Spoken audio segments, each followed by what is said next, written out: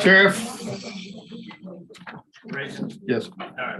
please. Hear ye, hear ye. Sanders County Court, Honorable Jimmy Stillion preside.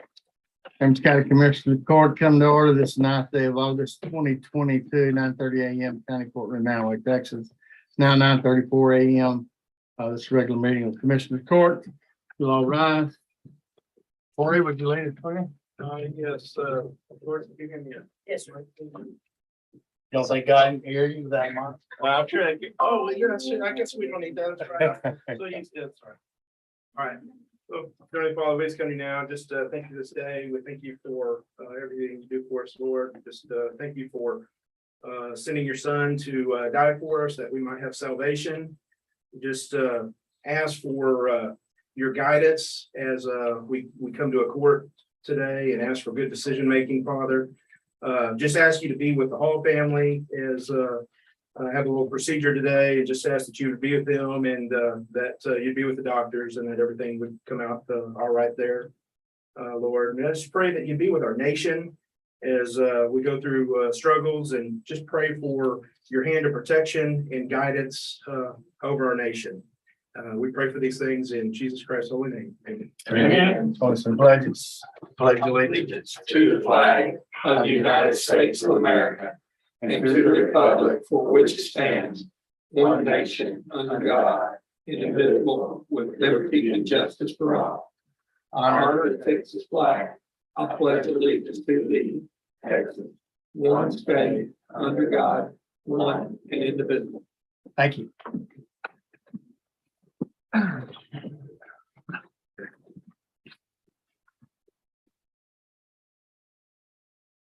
All right, I have one citizen comment. This Mona Cognata, 2.8. He's online. He's across the hall. I know Mr. Cognata is. I think they want to wait for their agenda. Okay, we'll set it aside for that.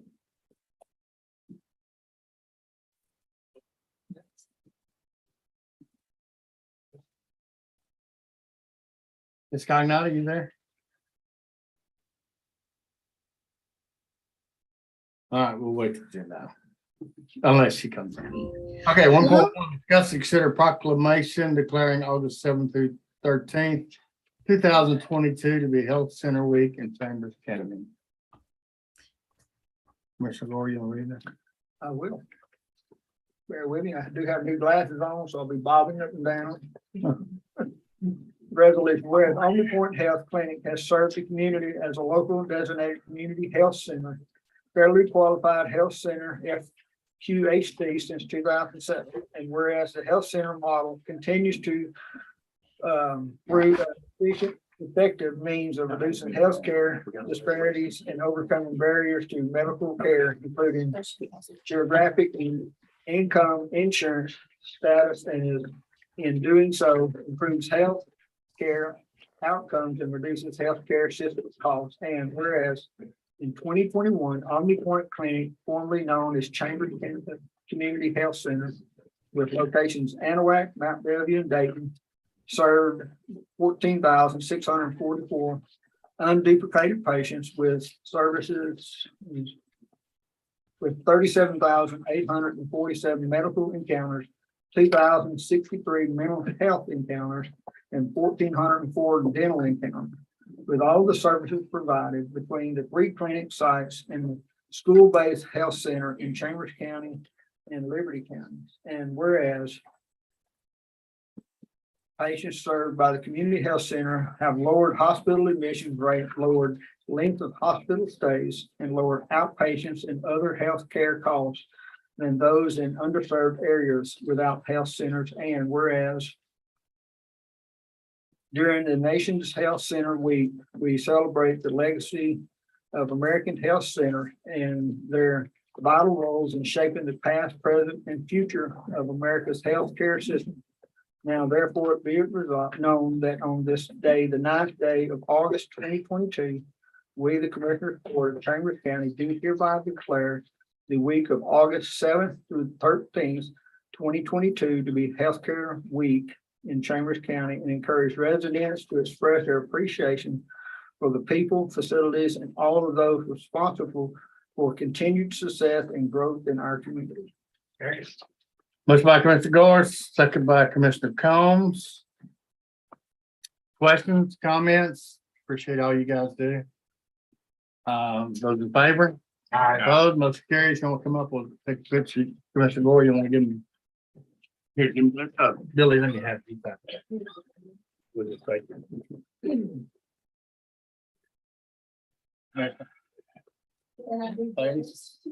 Move this way, slide this back. All right.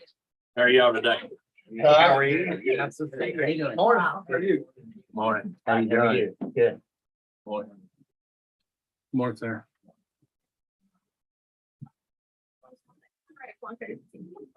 And you gotta give it to him. Where you want to start?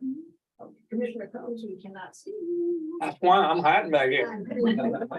There we go. You guys want to start on this side and then you can kind of just go. So where's Like I Waldo? say, Okay, now, okay, Commissioner Hammond, if you can move a little bit this way, there we go, so you can be between. Okay, I'm gonna take the view right here, that's good, smile. You got a great clinic here in Anna. Thank you. Oh, right, I got it. gotta consider. Billy, if you would, there you go, right? All right. Got you. I'm hiding behind all these big guys here, you know. Almost got you trained. Congratulations. Thank you all. Thank you. All right. Thank y'all. Thank you. Or you gonna pass it over here? Yes, sir.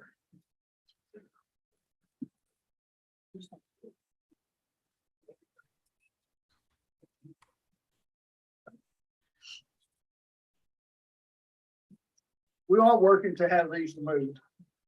Yeah, we are. We want to go with. Kyle's working on it. Okay, 1.2. Discuss, consider appointment next bill, Seth Board, Southeast Texas Housing. Rick Ferguson was formerly our appointee to that housing board, and Nick has expressed interest. It's been vacant for a while. And Nick is actually, I guess, my third cousin, just for the record. His grandmother, me and his grandmother are first cousins, so. But he won't serve on the Southeast Texas Housing Finance Corporation Board. What Southeast Texas does is low income housing across Southeast Texas. This is non-paid, just a volunteer based board. As far as I know. Yep. Motion by Commissioner Gore, Yes, sir. Second. second by Commissioner Hammond. For the record, Commissioner Tice had to step out. Any questions, comments? He's not here, is he? No, okay. All right, those in favor? Aye. Opposed, motion carries. Well, will you let Nick know that he's appointed? He's been trying to get on that board for about a year. 1.3, discuss, consider approving proposal in the amount of $11,527 to implement contract management software through the county, for the county through Outlaw. George, you take it up?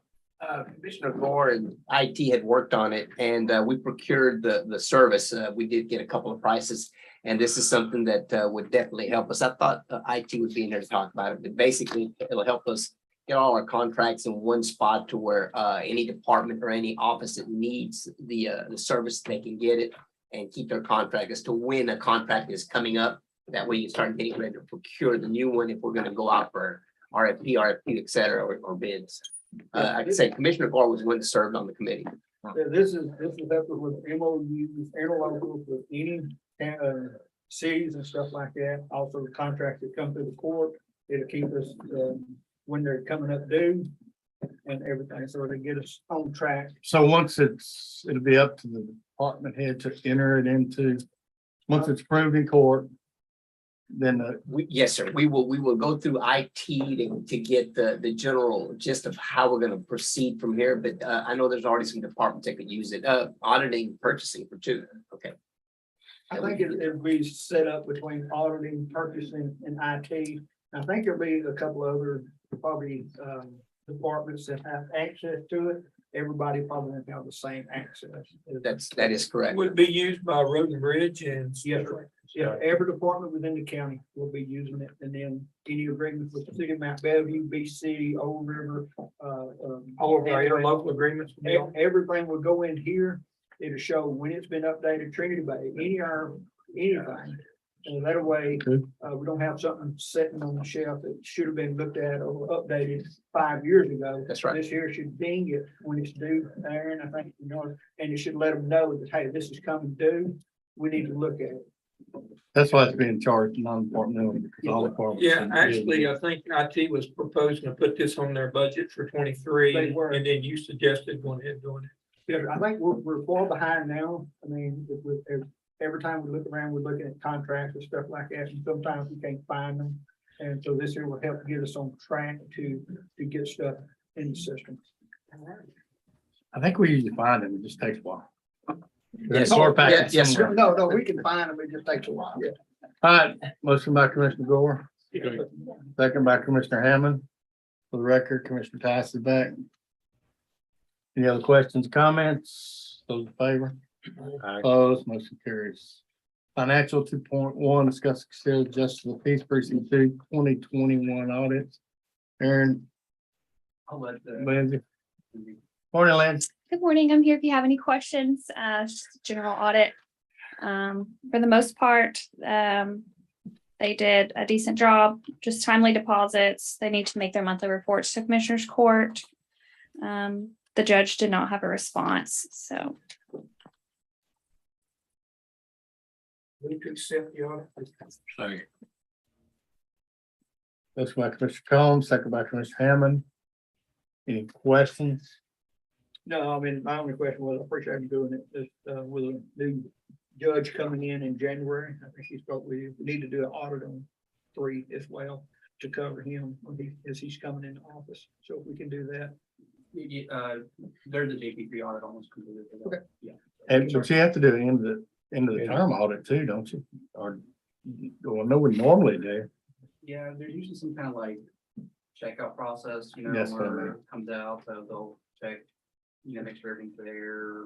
I don't know if it's like a full blown audit, but we can talk about that and see if we want to just do like just a plot check on things, just to make sure things are okay. I'm sure that, like Jimmy said, the new JP will. Sure will want that, so. And I know he's discussed it, but if we can, let's forward a copy of this to him as well. Yeah. Thank you, sir. Thank you. All right, got a motion second. Any other questions, comments? Those in favor? Opposed, motion carries. Thank you, Lindsay. 2.2, discuss consider first quarter 2022 investment report. There. This is something we have to do, so kind of learning about the investment side of stuff.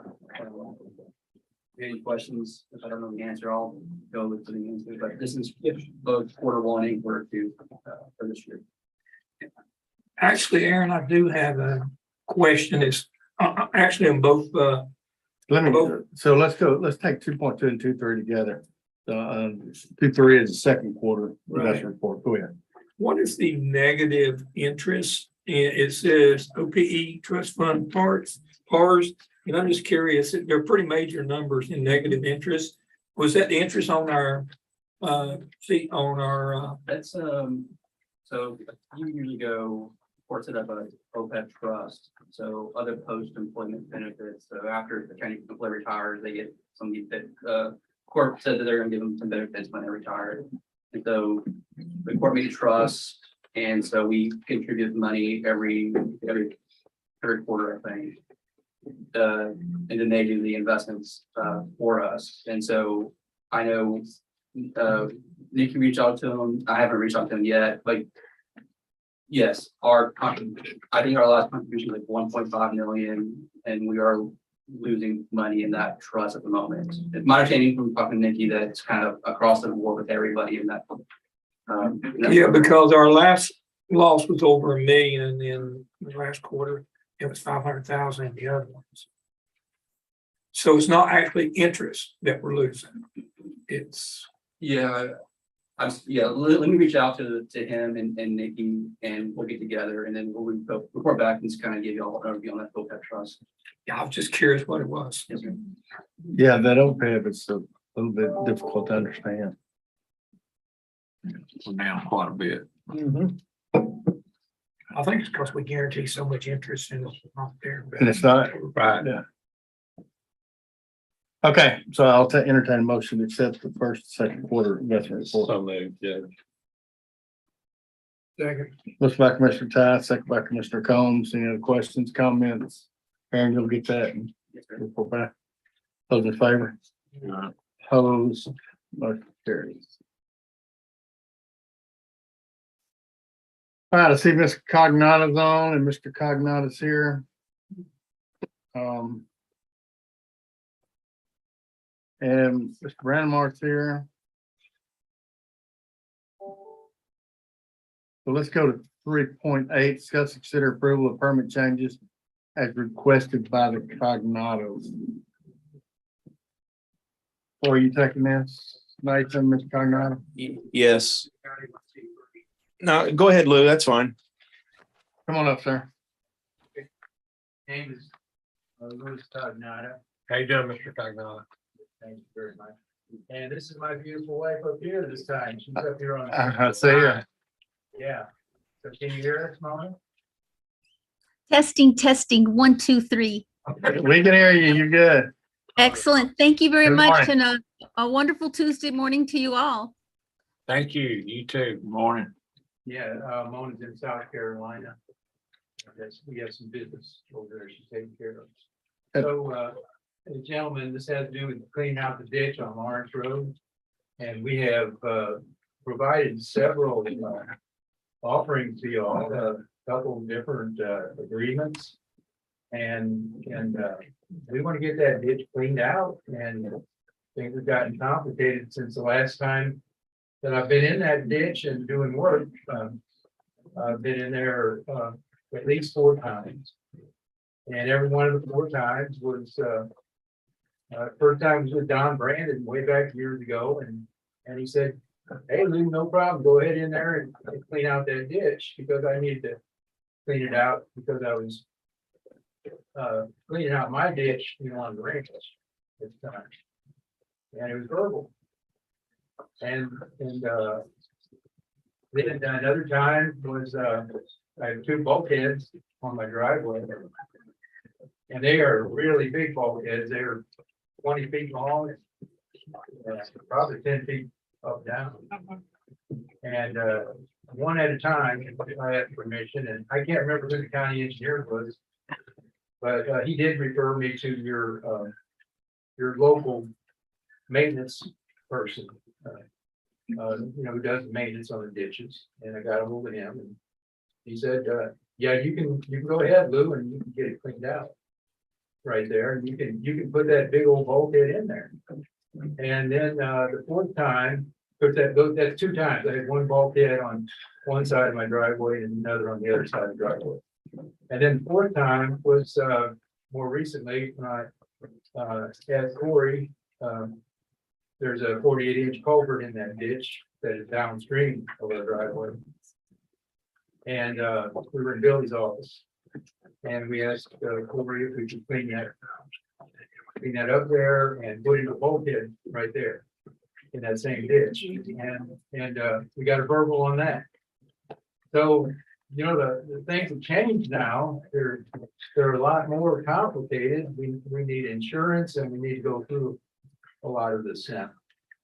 And I understand that. I understand the county is getting bigger, and it makes sense to me. But we want to get that ditch cleaned out. So we've offered up an agreement, 2 agreements, and I'm talking about the last agreement now. We really ought to use that last agreement. And so let me walk through here before I get really started in why we should use that agreement. And let me ask the court a question. Does subdivision law apply to that ditch? Or does subdivision law not apply to that ditch? Have y'all thought through that? I haven't. Nathan, maybe? You had. Nathan, you thought through that?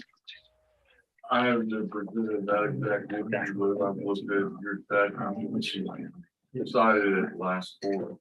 Right. Now I still looked at the exception of that. Right, but my question really is very simple. Does subdivision law apply to that ditch? And what I heard from Nathan, you correct me now, is that subdivision law does not apply to that ditch. Once you get across to the borderline of our property in that ditch, subdivision law stops. And I really need to understand that either subdivision law applies to that ditch or subdivision law does not apply to that ditch. So can you give me a clear answer at this time? Is this a roadside ditch? Where's this ditch located at? Roadside ditch? It's the south side of Lawrence Road. Why aren't we cleaning? We could, that's a possibility. We discussed that. Let's say if we could Discussed go in it there this and clean morning. it, we'd be done with it. Yeah, I mean, that's we're willing to clean it, get a contractor in there and do it. But we got to get through this. How many feet are we talking about? 3,000. If y'all want to clean it, that's good, but I can tell you that if subdivision law does not apply to that ditch, then we choose not to clean out the ditch. Because y'all have said that the law that we're talking about, that local code 245 does not apply. It's outside of our boundaries, so it does not apply. Well, that means no subdivision law applies. And so if no subdivision law applies, then what am I doing to clean out that ditch? You see where I'm coming from. I don't know why we're dragging this out. Yeah. Going back and forth quarter. We can just get the road and bridge crew, go down there and clean it out. We're done. That's what I mean, it's in. Why? Area, and so I don't know all the ins and outs on it. I didn't know, that's why I was asking Mark, was it a roadside ditch? No. If it's a roadside ditch, it's our responsibility. Yeah. I mean, if we can just get our crew lined up and go down there and clean it, we'll be done with this.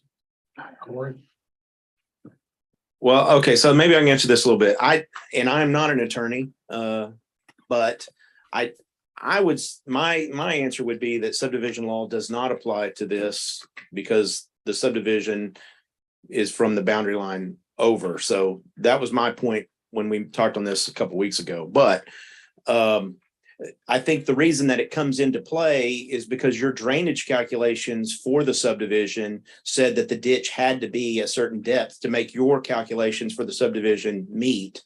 So it was the subdivision's responsibility to get it to that point or to make that payment, if for the county to do it. So we have lots of situations where something more could happen if the county had a bigger road or better drainage or something along those lines. So I would like to talk to, I think, Nathan on that, on, I guess, precedents, but I mean, certainly we could clean the ditch. We have cleaned several of the ditches out there. I think that was one of the things of maybe we could just enter into an agreement to where, But this ditch needs to be cleaned because of the subdivision they put in. Right. that is correct. Not for Yes. us.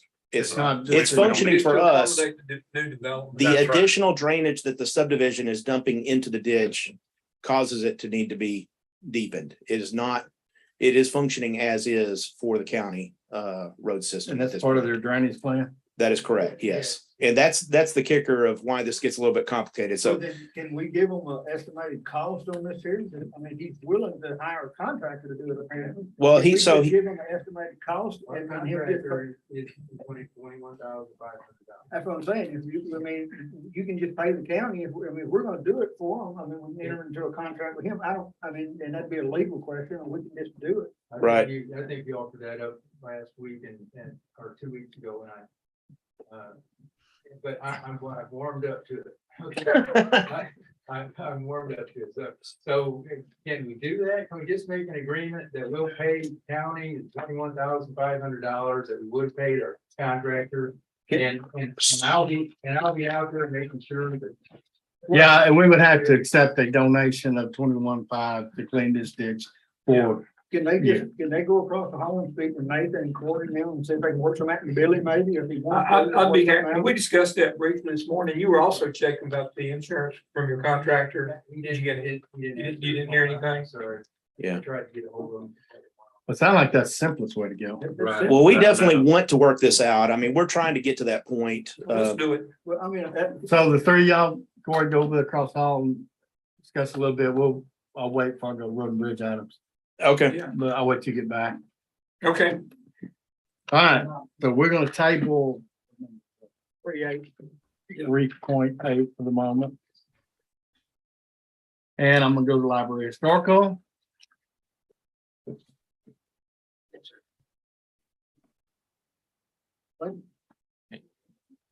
16.1.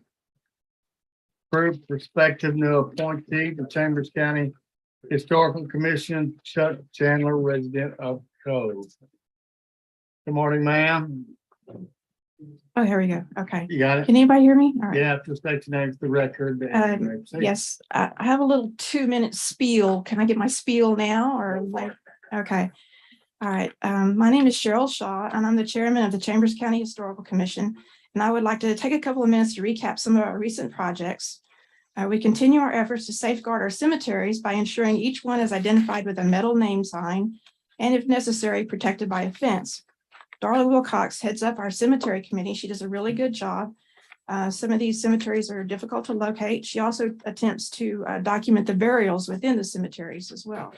And this is not a small task because Chambers County has over 100 cemeteries, some of them in very remote locations. In April, we hosted the reenactment of the Battle of San Jacinto at Fort Anahuac Park. And this was an outstanding presentation, and everyone who attends was very impressed. But it was held on the same day as the Youth Project show, so a lot of people couldn't make it. So this year, we're going to try to do the Anahuac battle, the Battle of Anahuac, the first stand for Texas, and try to avoid that conflict with the Youth Project show. This summer, we created the first in a series of brochures promoting historic tourism. The first brochure is entitled Anahuac, Small Town, Big History, Great Outdoors. We will place them at hotels, museums, and travel stops and in goodie bags at conventions for organizations like the Daughters of the Republic of Texas and the Sons of the Republic of Texas. Our newest member, Chuck Chandler, well, hopefully he gets approved. He's right here, and he lives on the west side, and this is his wife, Phyllis. Chuck is creating heading up a project to create a series of self-guided historical marker driving tours, short road trips in various areas of our county that will allow people to travel from one historical site to the next and at other points of interest and tell about each place. Each trip will take about 45 minutes or less and will include the points of interest and historical markers. So we're looking forward to that. And then we'll print those on brochures as well. Our latest effort to bring to life the history of our county involves highlighting the people who lived here before Europeans arrived. To that end, we commissioned an original piece of art from artist historian Gary Zaboli entitled Atacapa Hunter. And I think we gave y'all a copy of that. It illustrates the culture and style of the Atacapa Ishak people who once lived here on the Louisiana and Upper Texas coast. The tribe was organized into 6 bands represented in the painting by their animal totems, the eagle, the heron, the red bird, snake, alligator, and panther bands. We are working in conjunction with the actual tribe in Louisiana and getting their approval on all these things and their input so that they'll feel a part of the process. The painting will be featured on a wayside sign to be placed at the bluff in the park.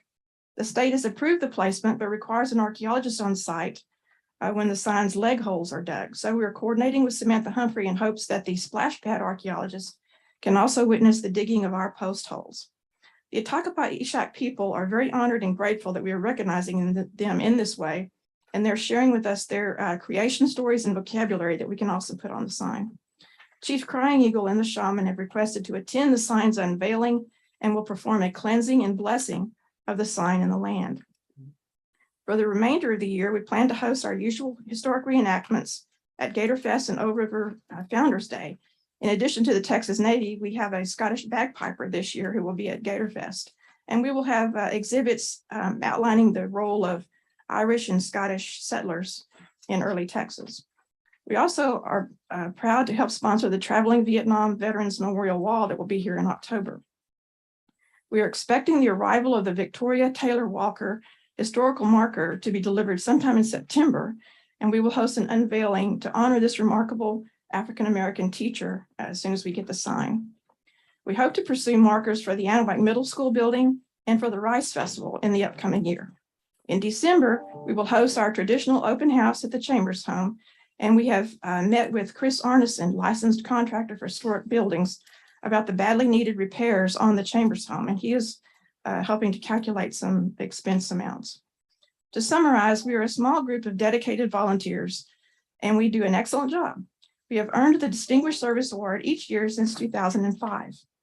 We would like to take this opportunity to thank Valerie Jensen for her help with all the paperwork that these projects generate, and to thank the court for supporting our efforts to protect and promote the rich historical legacy of Chambers County. Thank you. Thank you, ma'am. Thank you. And thank you for all you do. All right, Can I 16. ask a question, sure? Sure, go ahead. The Victoria Walker sign that you're getting made, where are you putting that? Well, when we applied for the marker, it was to be placed at the Victoria Walker Park. Right. So I don't know what the court has planned for that park yet. We're in the process of selling it. Well, then we would have to talk to the new owners, I suppose, if you sell it. If it's not sold yet, we'll put it there. If it's okay with y'all. I mean, we have. Or maybe we can, Let's take it, we need to follow through. yeah, maybe we can follow up with the new owner and part of the sale. The new owners would probably need to sign something as well. Okay, All right, thank you. all right, 16-1, appointment of Chuck Chandler to the Historical Commission. So moved. Motion by Commissioner Combs, second by, who did it, Jimmy? Commissioner Gore? No, you beat it. Any questions, comments? Hear none, those in favor? Opposed, motion carries. Congratulations, Chuck. Thank you for being willing to serve. 16.2, presentation of 2021 Distinguished Service Award by Chambers County Commissioners Court. So as you were told, since 2005, every year, Texas Historical Commission has awarded this Distinguished Service Award, and this is for 2021 to the Chambers County Historical Commission in recognition of its active and well-balanced preservation programs. And I'll entertain a motion to accept it in the record. Court would make that motion. Motion by Commissioner Court, second by Commissioner Court. Those are all in favor. Here. Yep, y'all come on up. We're gonna. Cheryl, whoever you got with you. Charlotte, come on. Right, Chuck, we.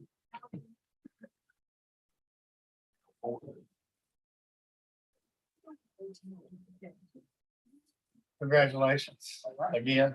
Congratulations. Cheryl, Taken. congratulations. Thank you. Valerie, you need to get in the picture with them. Yeah, you do. Same question I asked. Valerie, get up here. Make it even. Yes. Yeah, he grabbed your robe. We'll start with Wade this time. Sue always changes the program. She's the director. We always listen, whatever Sue wants to do. All righty, if you look up here with me. Let's see.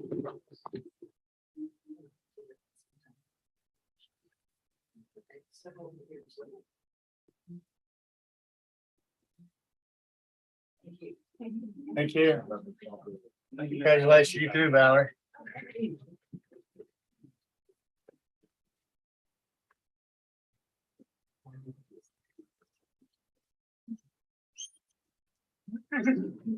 All right. Still 8 a.m. We're gonna go to the supplemental agenda. And we had to do supplemental because the 10 a.m. time was not put on the regular agenda for the public hearing. So public hearing at 10 a.m. regarding SBR Cedar Port 2 owner LP tax abatement agreement. So it's now 10:08 a.m. We'll recess out of regular session, go into public hearing at this time. BJ, good morning. Morning, Judge, Commissioners. This is a public hearing to receive comment on the proposed tax abatement agreement between the county and SBR Cedar Port 2 owner LP. The applicant or the SBR Cedar Port 2 owner LP presented the applications and requests for tax abatement that were approved by the court. Reinvestment zone was established by the court, and the public hearing is set forward to receive comment on the agreement. All right, public, this is a public hearing. Any public comments this time?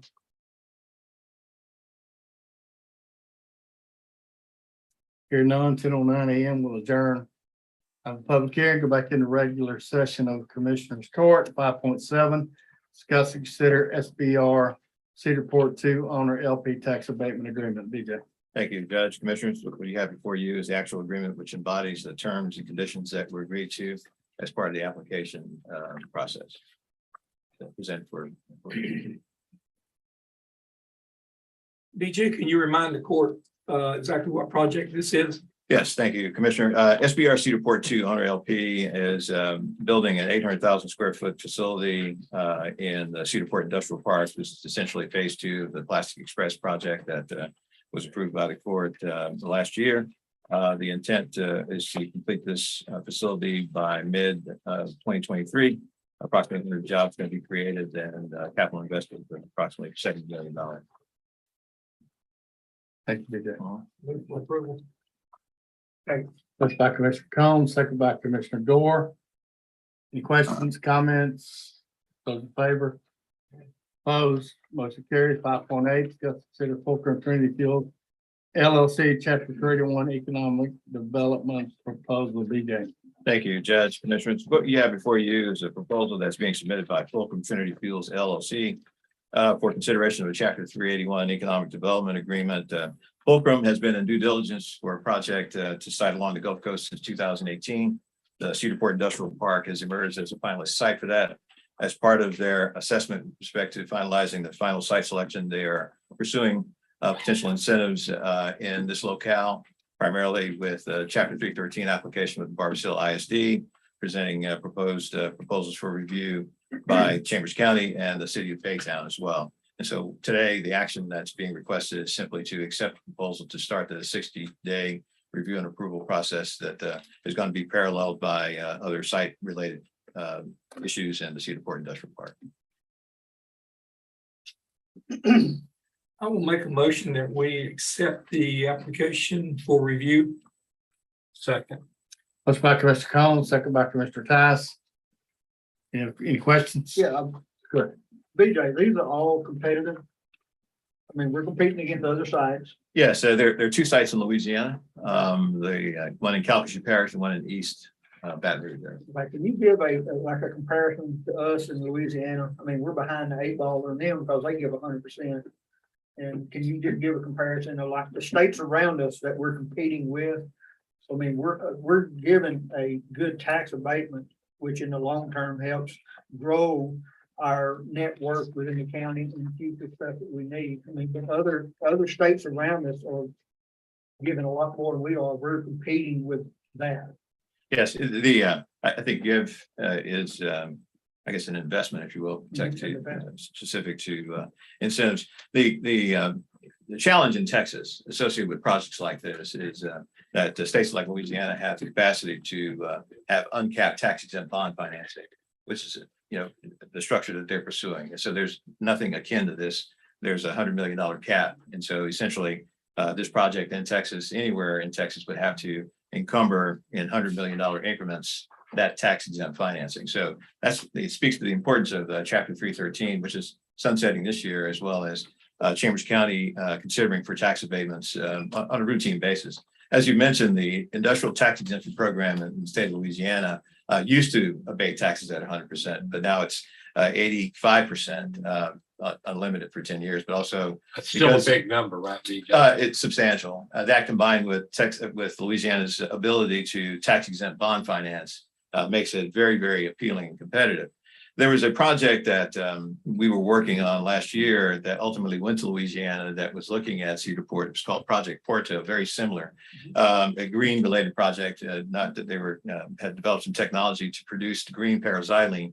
Paraxylene is a feedstock that's very important to the production of plastics, PET and otherwise. It was a $750 million project that ultimately went to Louisiana because that capability to couple the industrial tax exemption program at 85% for a 10, renewable for 10, for 10, along with sales tax holidays and tax exempt financing. So they ultimately went there. But the Chambers County and the Cedar Port site competed very well in that regard. So the trend as we move forward to this decarbonization and clean technologies and green technologies, which the Chambers County is amenable to those assets because the infrastructure that are there, we will continue to be presented with these opportunities, but also challenges against competing states. But if we lose the ability to offer abatements, we're not gonna be able to compete. No, it's particularly with the sunset of Chapter 313. The new version of 313, I would imagine, is going to emerge. Don't know what that's going to be, but as it stands right now, there's an alignment that's occurring that hadn't occurred in the past, where you have the county, school districts, City of Baytown, and Lee College in a recent project. Lee College first one. Yeah, aligning to compete for these projects because of the void that's going to be created by the sunset of 313.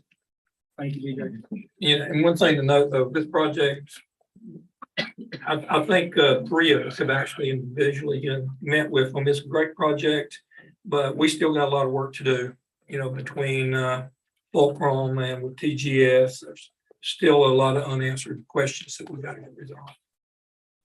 Okay. So lot of opportunity. So There is. they'll consume about 530,000 tons of solid waste per year. That doesn't go to a landfill somewhere. So. Yeah. All right, I got a motion second. Other questions or comments? Here none, of favor. Opposed, motion carries. Thank you, BJ. Thank you, Judge, Commissioners. Samantha, you out there? All right, let's stay on economic development tourism, go to 5.1, discuss and consider selection of Acacia Heritage Consulting to evaluate the discovery of potential feature at Fort Anahuac Park. Good morning, Sam. Morning. So we got 4 bids from 4 qualified archaeological firms per our purchasing policy and per the state's request. They were all really great proposals. The prices varied substantially, as you can see from the information in your packet. Not really sure why 3 of them varied. I guess maybe size of firm and expertise. But I am recommending that we go with Acacia Heritage Consulting. This is Rachel Fight's company. Rachel has done most of the work in Fort Anahuac Park since about 2004. She's very knowledgeable about the park. But the reason that we're recommending that we go with her today is because she actually went at it from a different angle and recommended that we do what's called a grid scratch of the entire area that we're going to be working in. And it will actually be less expensive overall, because where you incur costs is when they're sitting on the site day to day watching you dig, and you may or may not come up with anything. And the second benefit of that is that we will then have an understanding of what exactly is in that area. And then we won't have any issues moving forward. So we're covering the area that we're Building the splash pad. Where the splash pad is being built currently. And I did talk to Rachel about her proposal. And again, she is kind of the expert, and that's a benefit that we have in using her. And she does not feel like this is historically significant. She feels like it's a minor outlying building of the fort, and not the kiln, which we were originally kind of concerned and also cautiously optimistic that it might be. She thinks this is probably a storeroom or something, so that it would not halt using that site for the splash pad. Thank you. Got 2 questions. Yes, sir. One is not budgeted. It's the next So, item. Yeah, I know. We were doing this in conjunction with a partnership. Mhm. Why is the county bearing all the costs? That's up to you guys if you want to or not. What do we go, 50-50 on the? No, sir, I don't think it's 50-50. I think it's like 2/3, 1/3 cost, county to County took 2/3. No. I think AMDD took 2/3. Yes, sir, because they're putting in 250,000 if I'm not mistaken. We're around 120 or so. 40. But I can absolutely bring it to them and ask them if you would like for me to. I have no issue doing that. Well, I mean, they're only putting in that much money, but they're also looking at coming back and topping their splash pad, so it's another 20 or 30,000 that they're already committed to putting in. In addition to the other. In addition, so they're looking at 280,000 that they're in for. I just want to keep the spirit of the partnership together. No, I'm with you. Oh, I agree totally. And then the other comment I got when I'm looking at the proposal, it says Chambers County will provide machine and operator for overburden removal. Yes, sir. Part of the proposal, so that's going to be additional cost. That's one reason it's cheaper, I assume. Well, they're not actually, but all of the organizations would have asked us to do that. So that's not That's not the machine that's sitting out there digging this. it is, but every single one of the proposals, that is one way that we get a discount on it. Otherwise, they have to rent equipment and they charge us an upcharge. When Rachel's team was on site several years ago, Kirk and his crew did that for them as well. They dug up the what they were sifting through, but every single one of the ones that submitted a proposal were relying on us to do that. Yes. And we have equipment and No, personnel I there. just Yes, sir. didn't know if we were looking apples to apples on the bid. Yes, sir, we are. We can pay for this out of hot funds. Hotel, motel, historical. But it's in the park. I think it's in the park. Yeah. Okay, so it is an eligible expense. But I'm gonna let Aaron talk on Go that. ahead. No, I mean, it is eligible for sure. So, just so everyone's aware, the rate did get cut. It was like at 7%, now it's at 3%. So, I know we're doing a lot more projects, playgrounds, things like that. So just We don't have as much coming in. cautionary, So Aaron, though, there is money in hot funds that we could use for this. Yes. Okay. I mean, you would have to amend the. Sure, still have to do that, but But okay. if you take it out of the park department, I think you can find the money within parks or non-departmental to transfer it to cover that cost. We do non-departmental. I mean, Parks has got a couple other projects on here too. yeah. I don't know how much money they had left in there. This is capital that didn't utilize this year. I don't know if they have anything left to be able to utilize that. Do you know? No, I think these new we're not. No, they're using unused capital. Kirk's right here if you No, No. they're asking for a budget. You had extra to money in hotel, your to be budget to playgrounds. use on the historical stuff. 6.1. How much is there? I thought it was maintenance. Not much. And how much are we bringing in? If we Okay. cut in half, how much are we bringing in? Oh, what, probably around Last two. year. I think We don't bring in much at all. That's what I'm saying. What did we bring in last year? I mean, we cut it in half. That's probably what we want to do, maybe a little less. Mhm. Yeah, it is less, a little less than half. Tag for 2021, we brought in around 300,000. So we're looking at, we've been 120,000 maybe.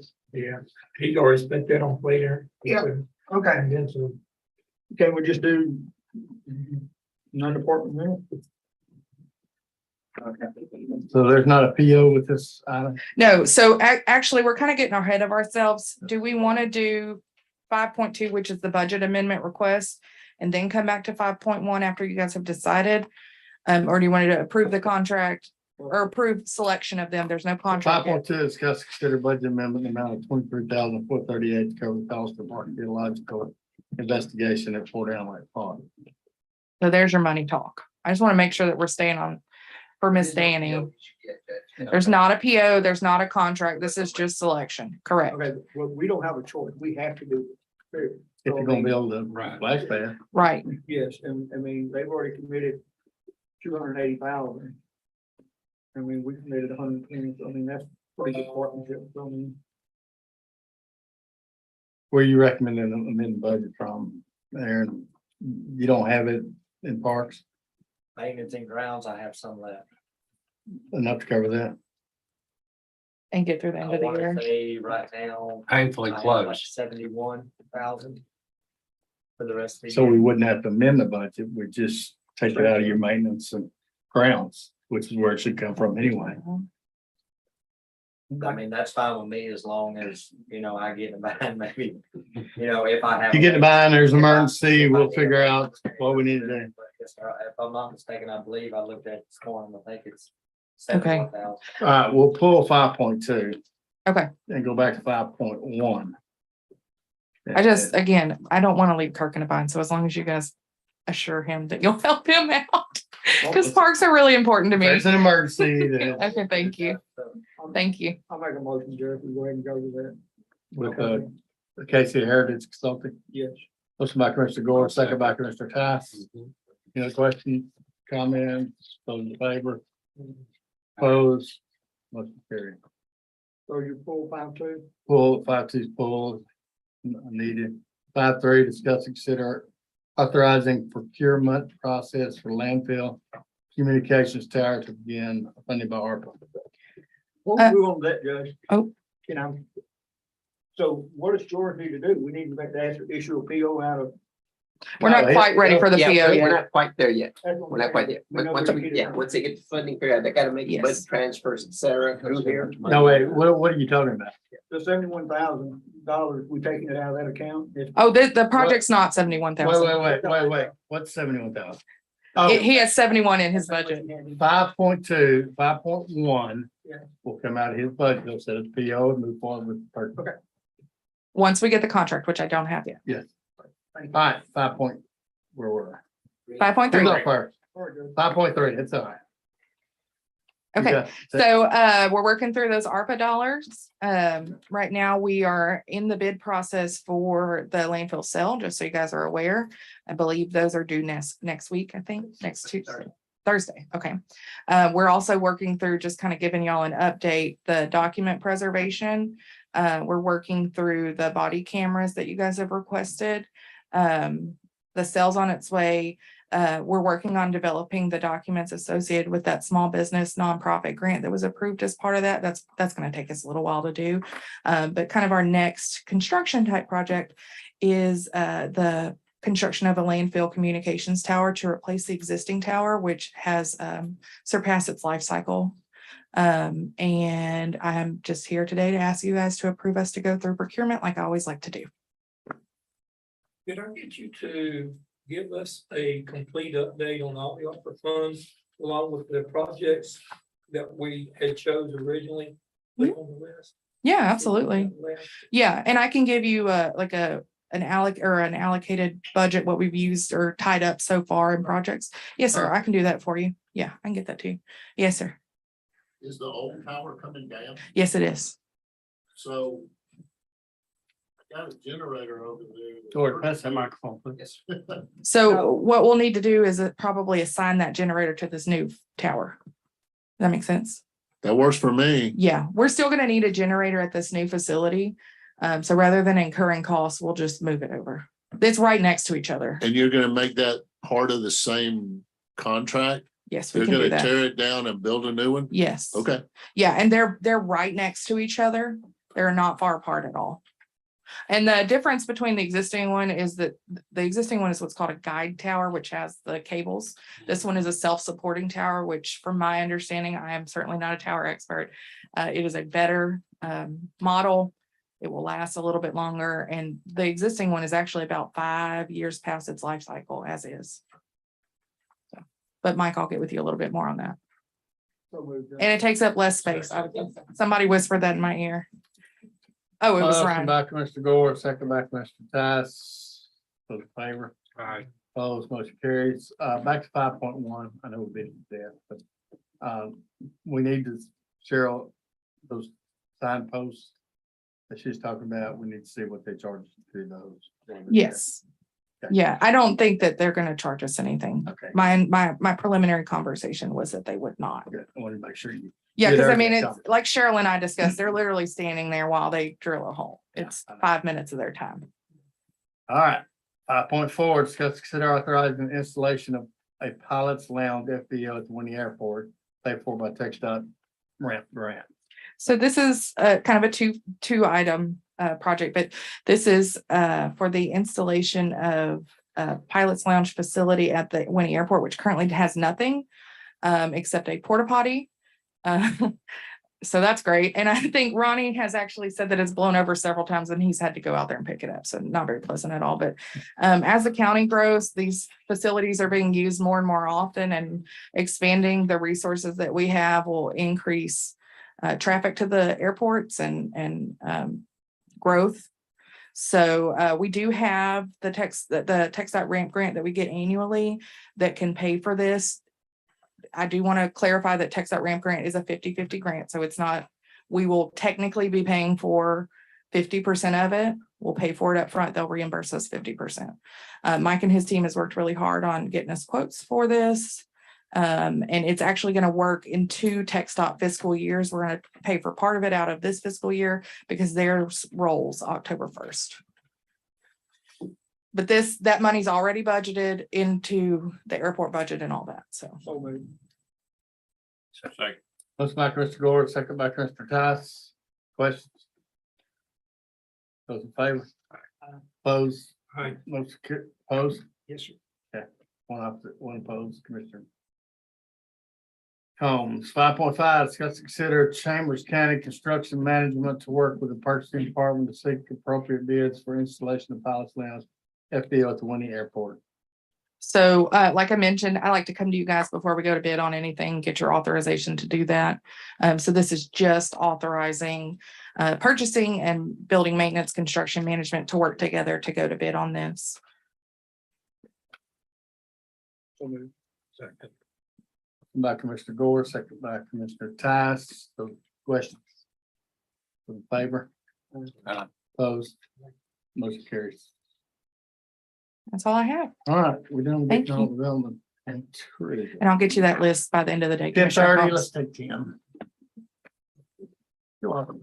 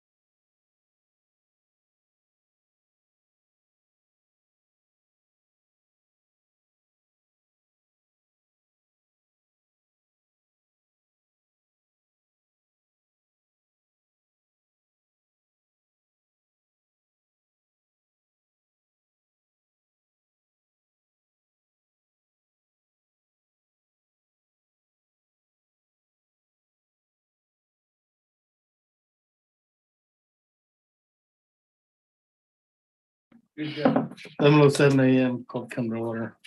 We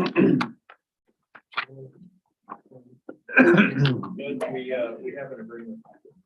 Okay, let's go back to 3.8. Discuss consider approval of permit changes as requested by the Cognati.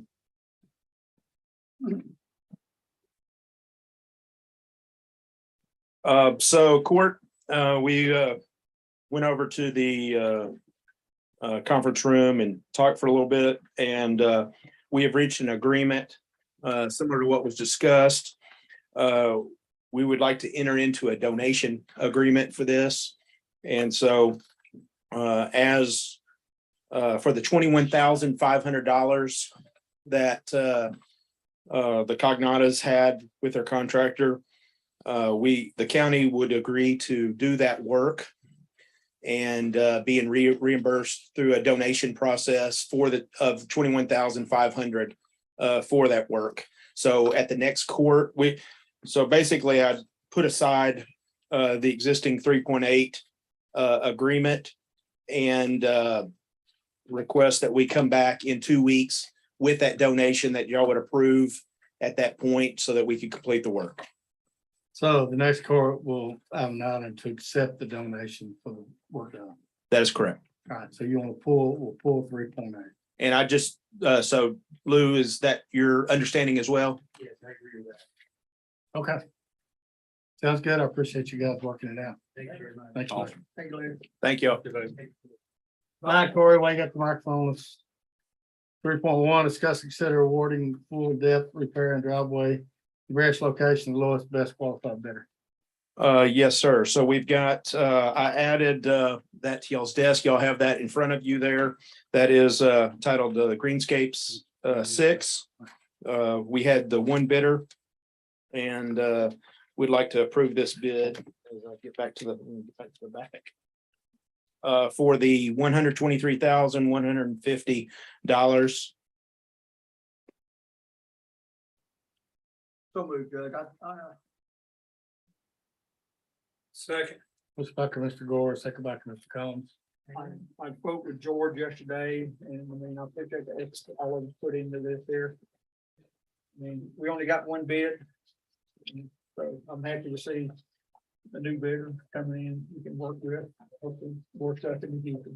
In a local bidder. A local bidder. Reference. Your Honor, I'd like to speak a little bit on Greenscape 6, if I could. Tied up in to the people of the Astros organization, they are, I don't want to say how many years, I'm gonna say at least 5 or 6 years that the Greenscape 6 has been working with the Astros organizations. And they've got about, I'm gonna guess 30, 35 ball fields they maintain for the youth in their cities. But I've also talked to a contact I have in Missouri City. Certainly all good things to say about Greenscape 6. But the most important thing about these ball fields, a ball field can get out of whack real quick. Yes. Yeah. Oh, okay, my bad.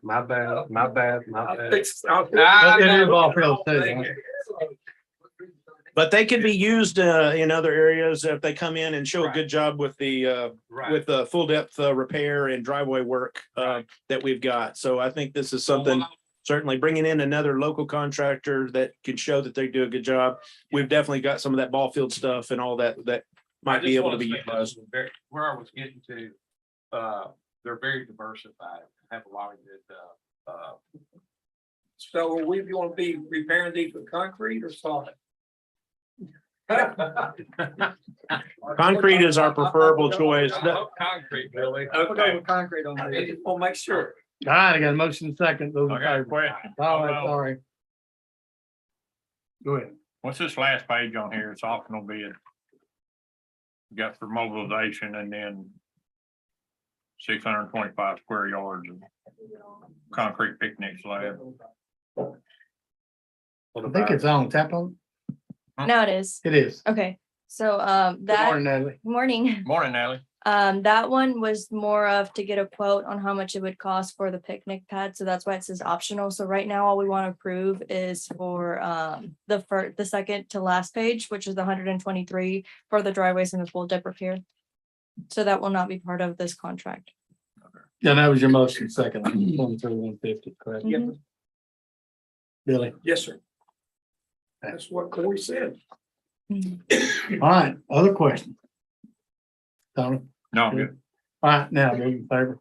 All right. Opposed, motion carried. 3.2, discuss and consider Kilgore Parkway, change order number 1 for Texas Material Group Incorporated. DBA Gulf Coast, amount of 709-438.07 for concrete pavement to be CRCP slip form. Corey. Yes, sir. So we talked about this at last court. They had given us a price for just using the slip form paver, but it did not change the pavement type, which would have the additional steel in there. The slip form basically would speed the process, but it would not really enhance the overall concrete. The CRCP has a larger size steel in there and more bars, and it would reduce the amount of bumps or the saw cuts and joints in the slab. Although I will say that this came back higher than what I was anticipating. I thought that it would be probably more in the 500 to 550 range. So this is smoother and it would provide the contractor to do the work faster. But I will say that they're estimated to be done in the spring already, which is quicker than what, we originally had set out. So, I don't know. Obviously the speed is one thing, consideration. It's a smoother pavement, but the opposite side is already jointed. So this is a pretty big chunk of change for that. We will have some change orders with Seaway Canal that they've asked us to make some improvements on our overall design that we have agreed to, and we will have some additional monies associated with the fencing that I discussed previously along the 60-foot drainage channel and at the Harmon property where TxDOT is requires to change the driveway that comes into 3180 to tie it into the new Kilgore section. So anyway, it is a pretty big chunk of change. So I not necessarily recommending it at this point. Just wanted to kind of discuss. I think talking to one of the commissioners feels like this might be a little bit high. And anyway, just wanted to open this up for discussion, I guess. I'm just looking at, we're over. I'd like to make a motion that we just deny it. I'll second that. Motion by Commissioner Combs, second by Commissioner Pass. Excuse me, Mr. Hammond. Commissioner Hammond. To deny. Yeah. All right, any questions, comments, or in favor? Oh, motion carries. 3.3, discuss and consider FM 1409 Fortune County change order number 4. Texas Material Group, DBA Gulf Coast, the amount of 38,341.77 from fall 2021 for additional traffic control to improve visibility and reduce accidents on I-10 during bridge work for FM 1409. Corey. So this happened actually back in September, October, when we started working on the bridge. I believe there was, the public distracted for whatever reason, not understanding the traffic control. So we went in there and made several changes based on accidents that were occurring. We improved beyond what the requirements were. Even though the signage was already correct, we went in there and added additional signs. We added flags. We added some pavement markings. We made a lot of changes working with TxDOT, trying to reduce the amount of accidents that were going on. It did work. All of that did come back. But we did that under a force account, which meaning that we wanted to start making changes immediately. to reduce accidents and not wait on a negotiation process. So we charged them based on the hours, the actual employees that did the work, what equipment was out there. And we use an actual force account process, and we're paying for that work based on that was already done. Commissioner Hammond did mention to me that there's some tax associated in this that I did not catch. I think that's about close to $80. So I think at this point, if we could, I would like to approve this minus the taxes that we'll negotiate back out of it, if possible. Yeah, we don't pay that. Yeah. Well, some of the problem I had with it is they had 80% upcharge on labor.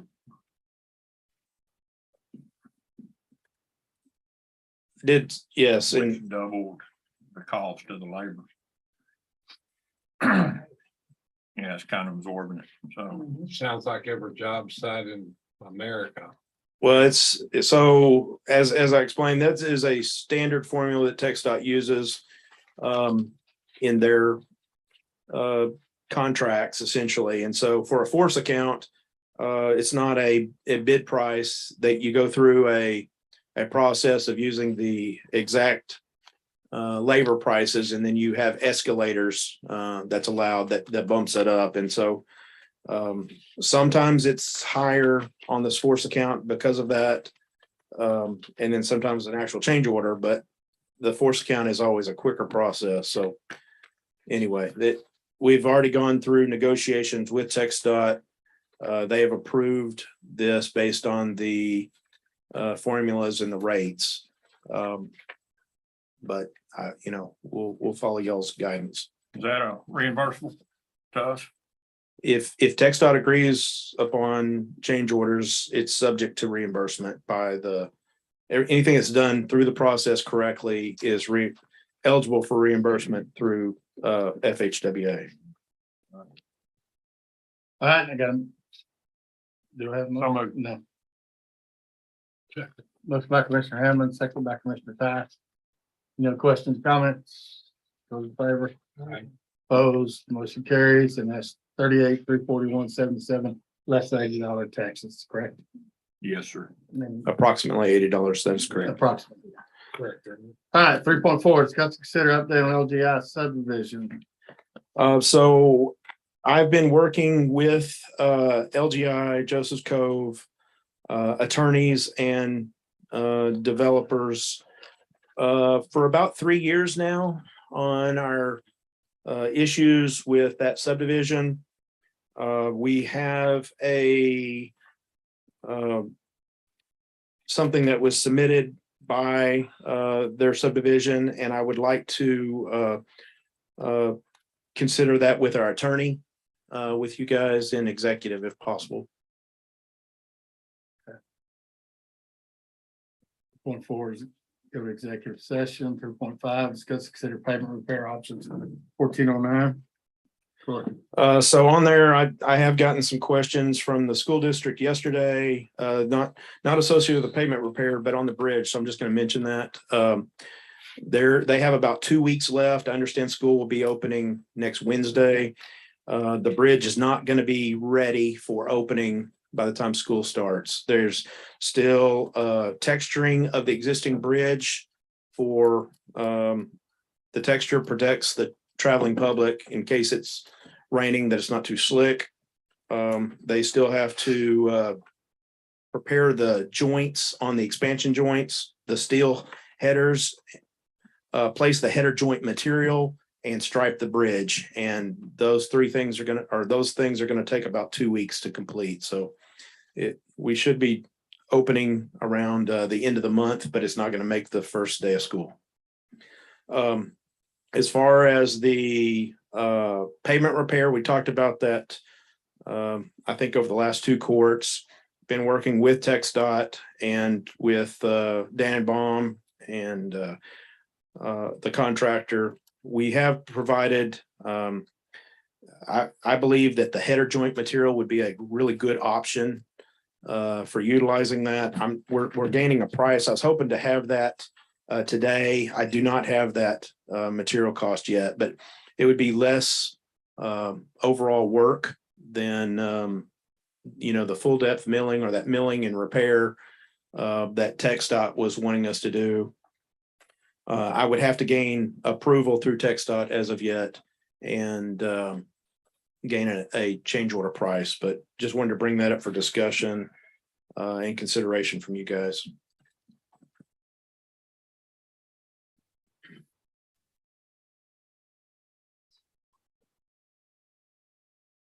Are we sure there's no, the contractor's not responsible for base failure or tested or need to? So that's a good question. So the thing is that we have, through the process, we have tested all of the materials and tested, oversaw the process of the construction. And so everything met requirements during construction. And if y'all remember last summer, when we opened it up to traffic, the contractor wanted our release and we gave that to the contractor.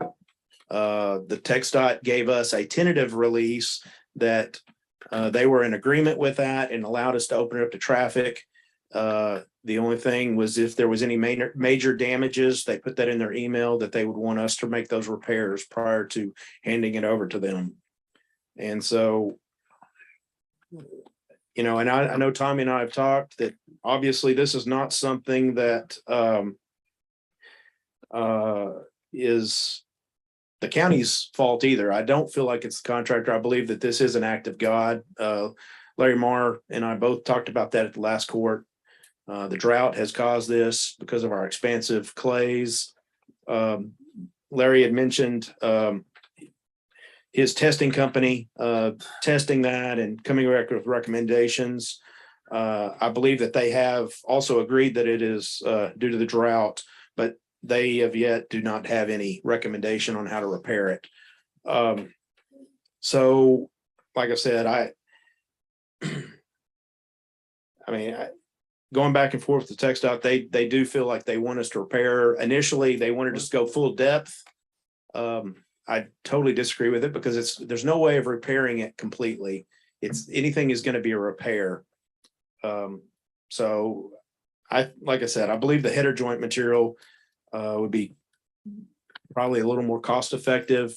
I think it would look better overall, and it would be a much simpler process for doing this.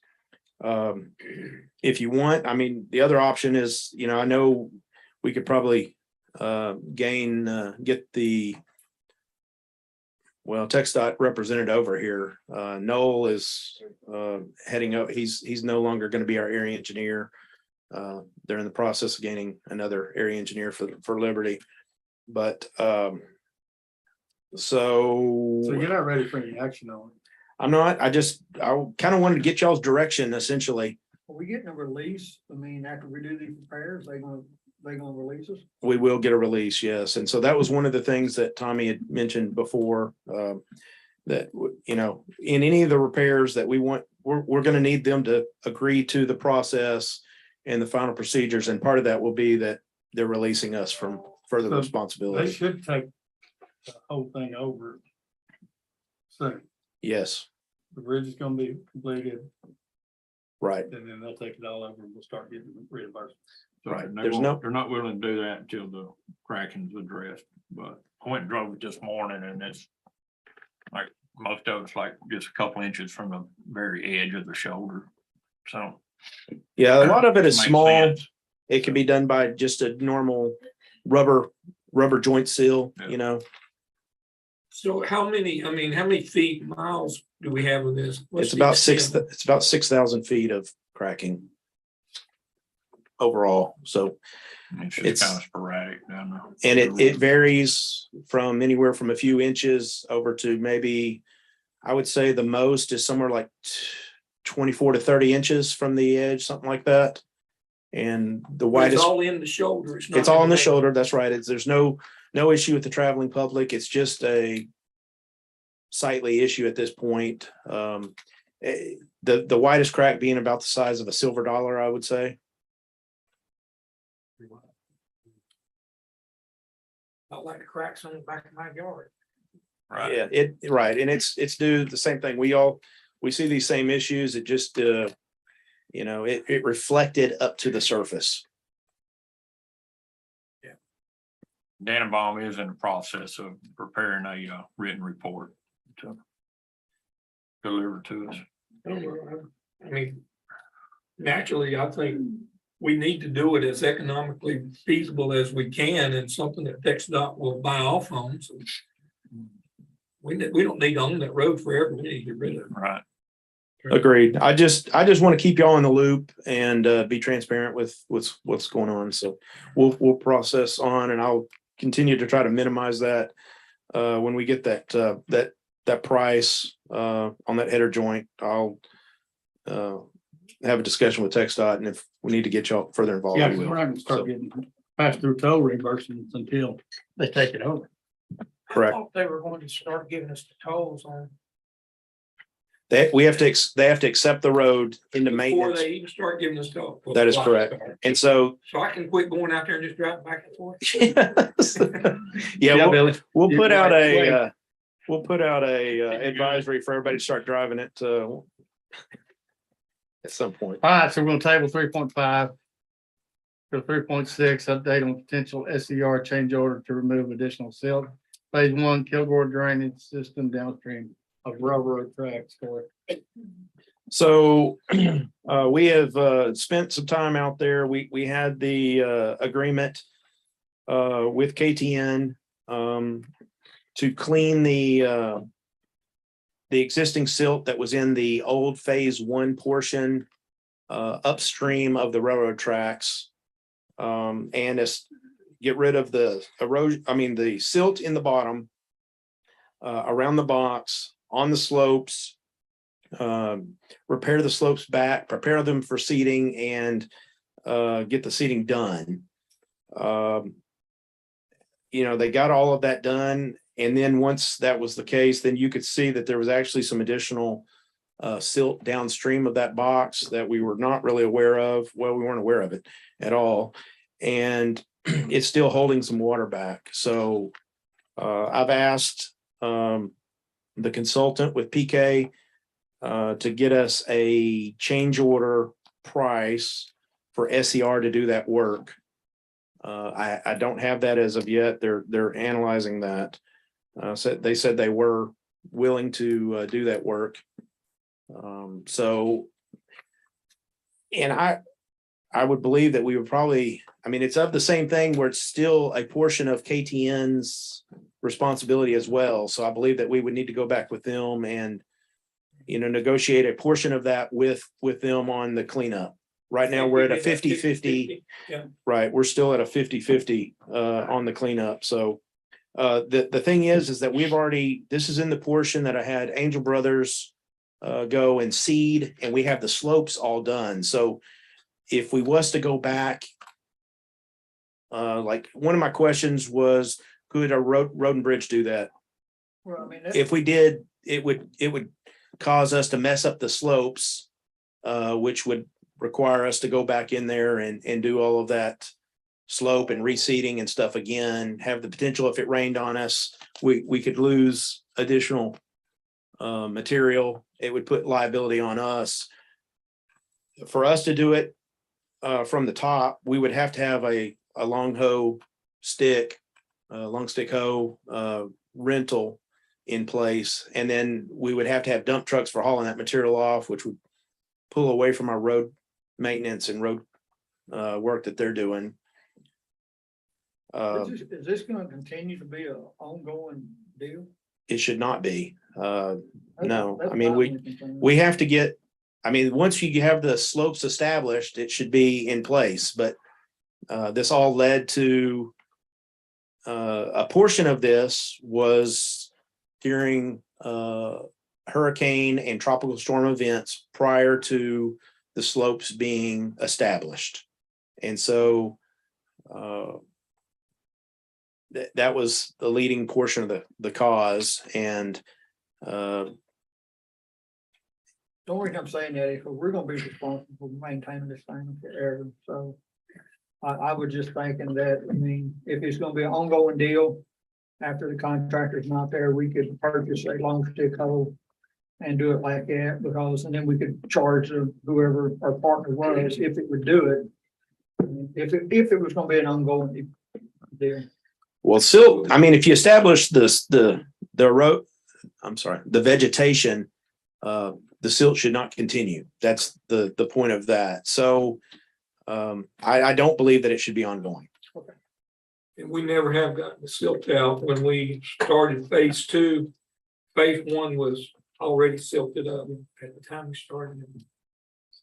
It's never been clean. And But it is, we do have constant maintenance forever. I mean, that is true, as with any ditch. right. We do have mowing and general maintenance. And, you know, if you had a isolated location that because of a tropical storm or something like that, then certainly there would be measures that would be taken. But, you know, I would think that we would be able to have, you know, grant money or something like that, that could potentially pay for those, you know, isolated timeframes. Okay. So you don't have a cost for us? I do not as of yet. Okay, So once we get a call, we could consider the long stick out. We could, but I mean, it pulls away from road crews and road maintenance, which leads to additional complaints and issues. You know, it just, Well, it would be because it's not just the hoe, it's the dump trucks that you're it'd be a stealing away. wintertime job when your road program is slowed down and, you know, going into the winter. If, I mean, just something to consider. If, depending on what the cost is, I mean, if we could buy an asset that we could utilize later, that's the only, I've actually not brought that up. So, I mean, just, I'd like to look at the cost. And I mean, if we have to continue doing this in the future, I mean, we would get some of that cost back from our partners. What happened? We were gonna buy one 2 years ago. We bought a short one and we only bought one for the off-road, for the cleaning, ditch cleaning crew. We didn't buy a long stick, which we may have should have. So the discussion, if I remember right, during that time was that with the shredder head and that long stick hoe, the vibrations and torque on that would be of such that it would cause hydraulic failure or more maintenance with that. My experience with long stick hoses is better just to rent them when you need them, because you don't need them that often. And they are a big maintenance problem because of that leverage. Limited use. Yeah, we can look at that also. Everyday stuff. All right. Didn't we already pay to have the other side of this done? We did, and they're not, we have not paid that out as of yet. So And they we have demoed not, or- we have not received the payment from KTN on our 50% reimbursement either. So we would, regardless of this, we need to go back to them and bring them into that discussion. Yes. And we have not received our payment from them for the road turn lanes either on Kilgore Parkway. Right. And they're getting ready to build another building. So I think we'll get payment pretty soon. Yes, sir. All right, so we'll table 3.6. Yes, sir. 3.7, discuss consider action on Kilgore drainage project. Okay, so this goes back to an ongoing legal issue that we have with Lipke and Associates. And so I would like to discuss that in executive with our attorney.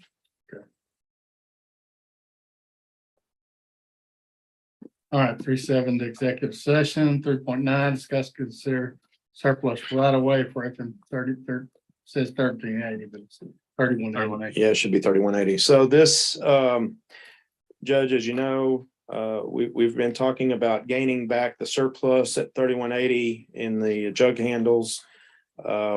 We have signed a interlocal with City of Mont Bellevue for an understanding between the split between the north and the south. TxDOT sent us a letter offering to sell us the surplus right away, of which we donated to them 4 years ago for about $9 million for all of that. And so anyway, I would like to discuss our options with our attorney in executive as well. Okay. You haven't had any further discussion with them on that, Corey? Yes, I have a little bit, but I have not sent an official response back. So I definitely discussed our displeasure and surprise at the situation. So I think it's a misunderstanding. I do too.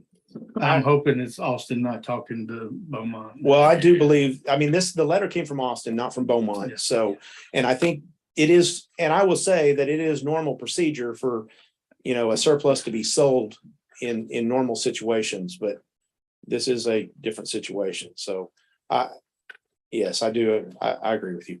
All right, 3.10, discuss consider using speed humps throughout the county to control speed. Okay, so I've done a lot of study on this as well. We've had discussions on that for years. I think it has been an ongoing discussion for, I don't know, a long time, probably in the county. I think it's in all counties, all areas. I've talked to Bobby and Joe recently about this. Bobby is not in favor of this. It's in our existing manual for road and bridge that we don't allow them. I will say, and actually, I think a couple of weeks ago, it appears that a private citizen went out and put some out in Oak Island, and we were not aware of it, but we immediately started receiving complaints about the process that somebody had done, and Joe went out and removed them. It caused damage to the roadway in the chip seal that then had to be repaired. And so overall, when you talk about that, I believe a similar situation. We did go out into Pinehurst yesterday. The city of Baytown had put some of those out there. I did talk to the previous traffic engineer that was over that project, and he was, even though they are still there, he did say that it's the same thing, that even they had all support of people that wanted them out there because of speeding issues. And then as soon as they hit the ground, the opposite occurred. And then all the people that didn't want to see them or didn't want to have their coffee spilt or any of the other stuff, started complaining. So you're not going to put them down and it's going to get rid of a complaint. You're going to get rid of one and generate two more. And so, and then the last thing I just want to mention is the Texas Association of Counties in 2017 answered this, because it is I think it's in every community in the US, but in the TAC put out a pamphlet essentially on several simple questions or answers to often asked questions for county roads. And so one of them was on speed humps, speed bumps, and it's they answered it based on a decision from Attorney General John Cornyn, with a decision that was made in it was JC 0175, and the answer is that they are allowed in specific locations that have been approved by the Texas Department of Transportation. And that is anyway, so they can be allowed if TxDOT approves the specific location. I would also say, though, I think a lot of the situations we're looking at are in chip seal roadways. They won't work. Well, the prefabbed ones will not work on chip seal roadways because there's nothing to anchor them into. They can't go into the base under a chip seal roadway. They have to be in either hot mix or concrete. But I mean, there again, I understand the issues with speeding. I really feel like, working with the sheriff's department to get the signage up that they need to enforce things, I think that's a lot of the issue is that people say, well, I wasn't aware that the speed was such and such. I didn't see the sign. We could put some flags on some signs or something. I don't think that's gonna help, Corey. Okay. I don't think it at all. I mean, I've been pushing for these speed humps for a couple of years. We have certain areas that we really need them. I think I put it on the quarter again. I think the speed humps will work. I think we can design them into our road deal and do it. I mean, I've spoke with EMS. They don't care. They have no problem with it, just long as they know where they're at. Fire department the same way. The sheriff department, the sheriff said he was fine with it. So that's the reason I put it on here. I have certain areas, and so does the sheriff. He has certain areas, but people just naturally speed. If they're complaining, they need to slow down. I mean, I have kids and stuff that nearly get run over, and animals the same way. These animals shouldn't be on the road anyway, but I'm just saying. You shouldn't either. Yeah, I mean, but I'm just saying, I think it, I mean, I can't, stop signs you can't put stop signs up to the deterrent because the study doesn't show where there's been enough wrecks to do it, but I think these speed humps will work, and that's the reason I put them on there. I mean, I understand that road and bridge don't want them, it's more work in putting them in there, but still, I feel they'll help. So, There's been an issue in my precinct since day one. You know, in the subdivisions, half the people want them, half the people don't. Yeah, That's right. You know, so it's really divided, but the opposite, I've not found any emergency responders that gave me positive feedback on them. Every one I've gotten have given me negative, you know, even the EMSs, stuff that I talked to, maybe, I don't know, maybe it changed with Chambers County taking over, but they were very, very much against them. They didn't want to go over those things with somebody in a stretcher in the back of the box. Well, I actually found a couple. They go up all the time in plantation. Yeah, well, Plantation's full of them. Those are the kind of things I'm talking about. There. yeah, speed humps, not bumps. Speed humps, not speed bumps.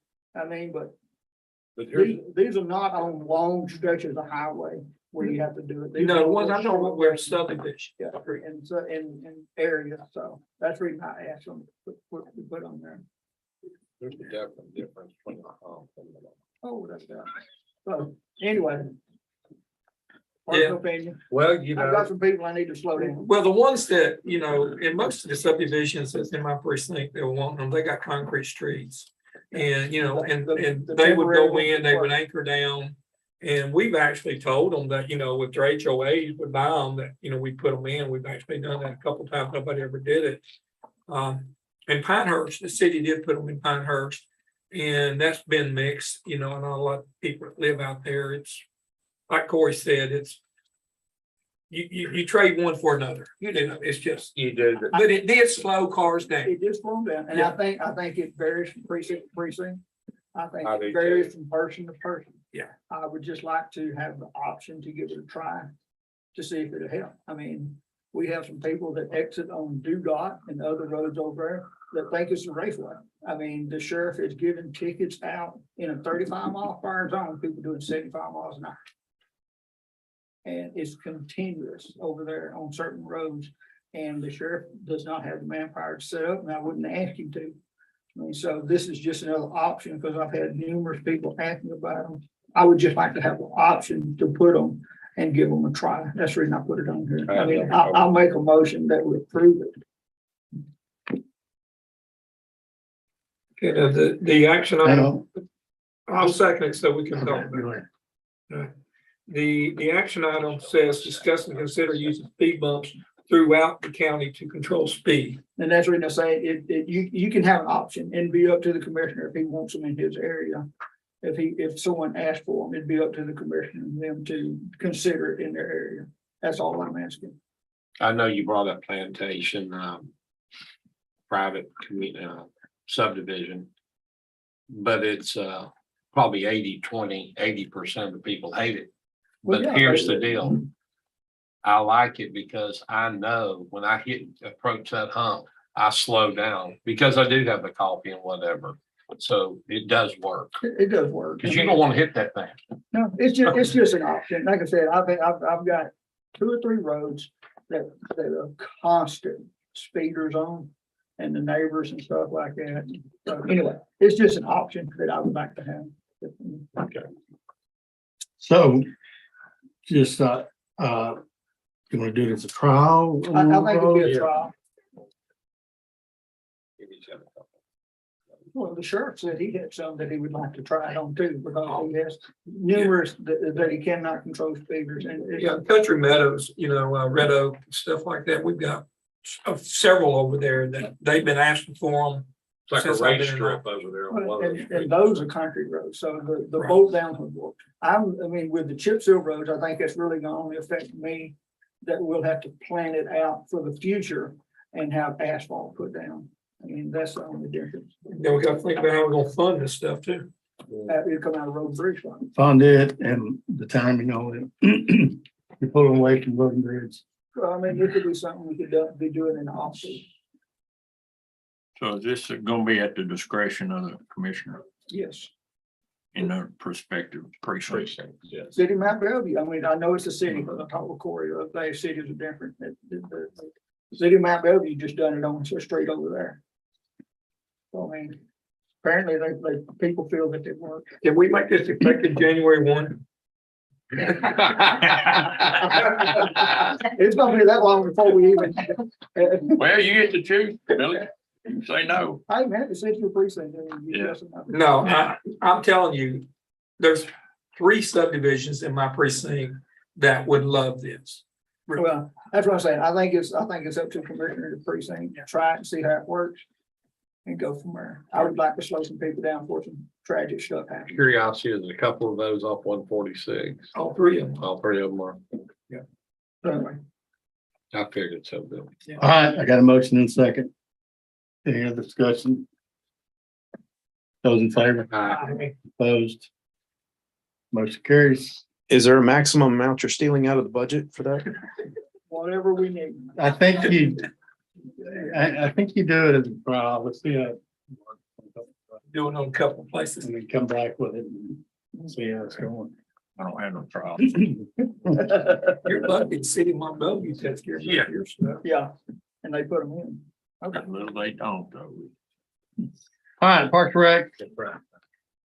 6.1, approve the request to use hot funds for the Perkins County Parks Playground. County Park Playgrounds. Kurt, you've been waiting patiently. Thanks, Kurt. Thank you very much. Yeah, thank you. So looking to use my phone. Is that on Kurt? Tap on.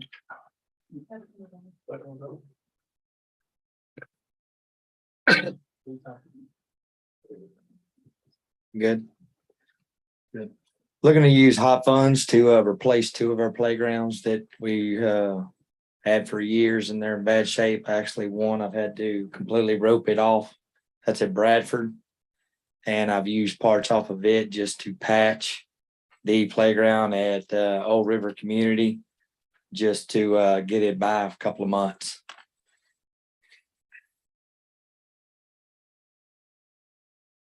So did we budget this out of hot funds? No. No. And is that what the next 2 line items are? Yes. sir. So Kurt and I talked about this and we was gonna use some of the splash pad money that we wasn't spending, but AMDD hasn't reimbursed us as of yet for their portion of the splash pad. So technically, we're still liable for the entire cost of the splash pad, which is $3.99, I believe. Pardon? The full cost of the splash pad is $3.99 $3.99. and change. We're liable for our portion. But our portion is only $150, I believe. But we have a contract to build for the 300 and something thousand. So make sure we remember that. Okay. Correct. We've signed a contract with that company and we've already incurred $30,000 worth of cost on some stuff they've already delivered. Correct. We already have the features, and the holdup is the bindings at Fort Anahuac, or they would actually already be complete. So we're just waiting on the archaeological dig so we can proceed with that. But we already have paid out like $36,000 for features that are sitting on the ground at Craftsman and Spring. So is this what we talked about last week? I guess at the budget discussions. Correct. That I wanted to go ahead and get these 2 playgrounds knocked out so we can move on to the swing set at Cove and Beach City with the budget money for next year. So do we have that much money in the hot funds readily available? I think we got $1 million. Aaron said, yeah, recall the conversation, but it's not Yeah. building like it was, but there is money in there. We have to do a budget amendment. Just a reminder, we will have to do a budget adjustment if y'all approve In this. hot funds, yeah. Is there a reason you want to go ahead and do it now besides just replacing them? Is it cost? It's gonna go up more? Well, cost is going up and they are encouraging and, you know, to go ahead and get these done now because of course everything is going up. But like I said, these two playgrounds are really not, well, one is completely, it's roped off, not usable. Yeah, I went by there. And then the other one that is busier, like I said, we patched it, but it's not gonna last long. Which one you got roped off? Bradford is completely roped off. It gets used too. I don't know, Old River gets used the most. Old River gets used. And that's why- Together, I mean, do we need to replace both of them? Tell me, I don't know. Yeah, eventually. If we have to do one right now, I'd rather do Old River, one because it has way more traffic. And also they have Founder's Day coming up. If we're gonna do it, let's just get them done and move on. Yeah. Well, I don't know if you can get it done before Founder's Day anyhow. That's the 10th October. October. Yeah. I don't know if you can get this in by October. Yeah. I'd have to talk to Craftsman to see how fast their parts are coming, but the splash pad went pretty quick. Once we passed that, the features were in fast. Make a motion to approve use of hot funds for the purchase of chemical. Second. By Commissioner Gore, second by Commissioner Hammond. Any other questions? Those in favor? Opposed, motion carries 6-2, approved purchase of playground equipment.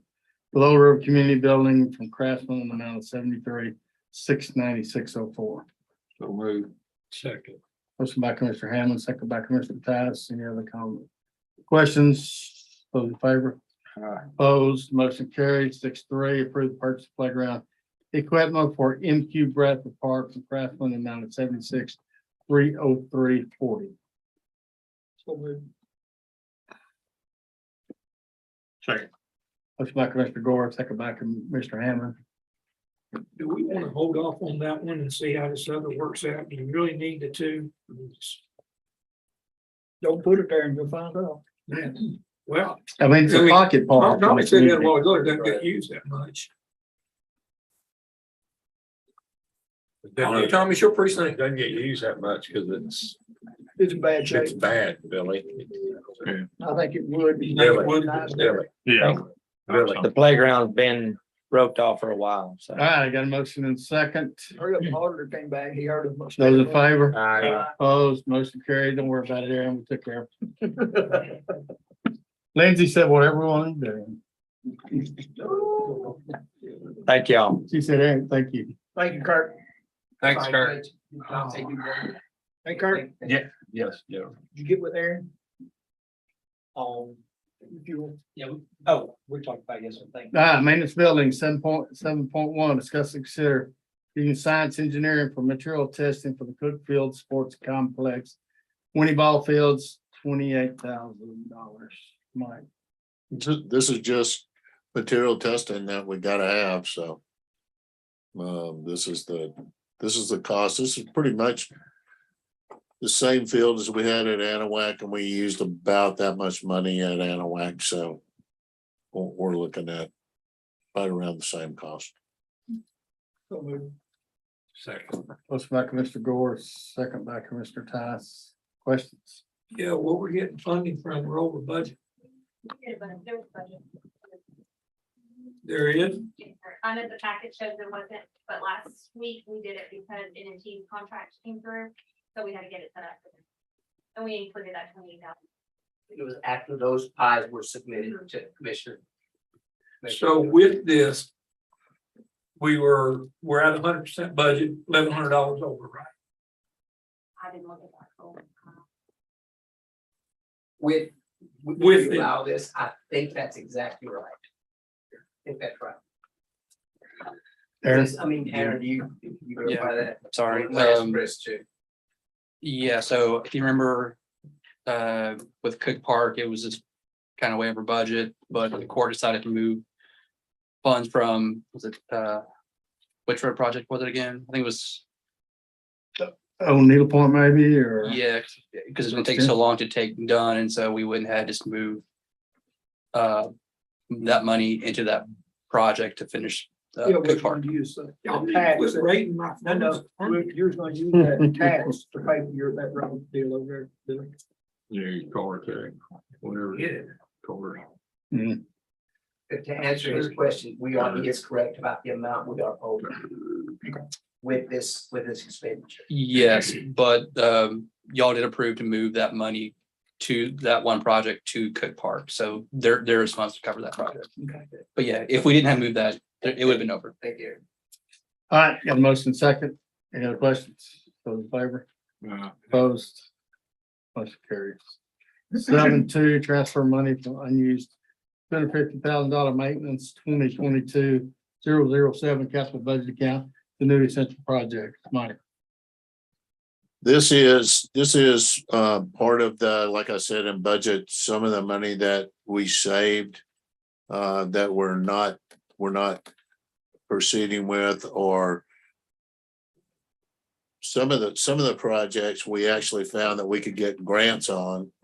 And so we're not spending that money. So this is just part of that to transfer over to give the court the chance to take that money and use on some smaller projects that we probably need to go ahead and get done. So move. Motion by Commissioner Combs, second by Commissioner Gore. Questions?